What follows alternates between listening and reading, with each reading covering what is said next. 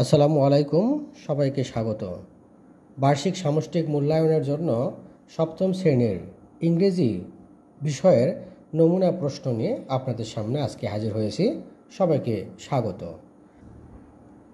Text book থেকে 6টি experience পড়তে হবে। সেগুলো হচ্ছে experience 8 heroes of Bengal, experience 12 Subhash promise, experience 13 be the best of whatever you are, Experience 14 Our Language Movement, Experience 15 Writing with a Purpose এবং সর্বশেষ Experience 16 As You Like It। এখন আমরা দেখে নেব নমুনা প্রশ্ন।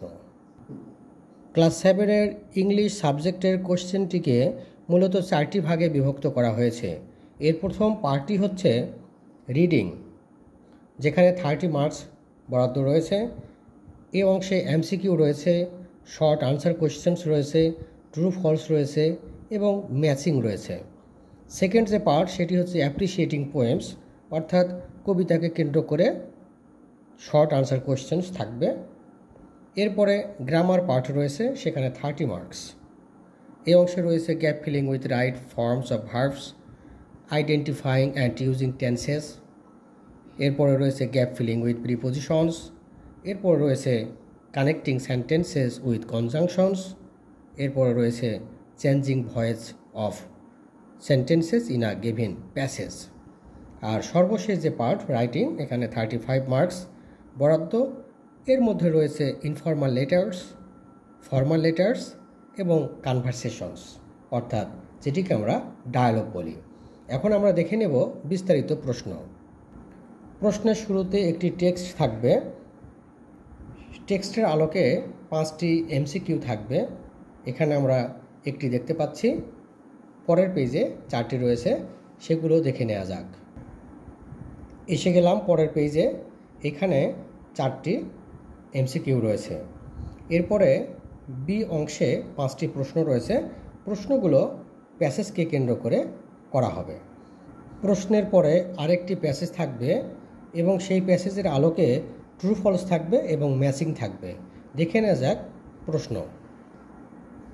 কোয়েশ্চেন নাম্বার 2 এর এ অংশে ট্রু ফলস থাকবে, বি অংশে থাকবে কলাম এ, কলাম বি, অর্থাৎ ম্যাচিং।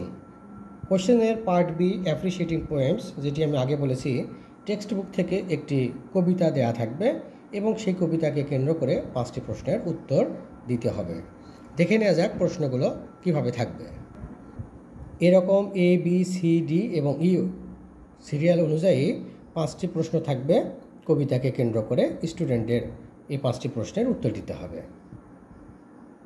আমরা চলে এসেছি প্রশ্নের পার্ট সিতে, যেটি গ্রামার পার্ট। এই অংশে প্রথমেই থাকবে একটি টেক্সট, যেটি দেখতে এরকম হবে।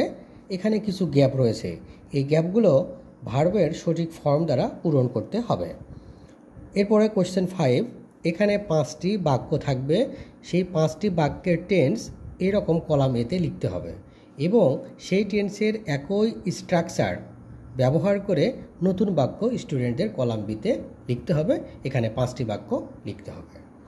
এরপরে কোয়েশ্চেন 6, এখানে স্টুডেন্টদের এরকম একটি টেক্সট থাকবে। স্টুডেন্টদেরকে প্রিপোজিশন ব্যবহার করে শূন্য স্থানগুলো পূরণ করতে হবে।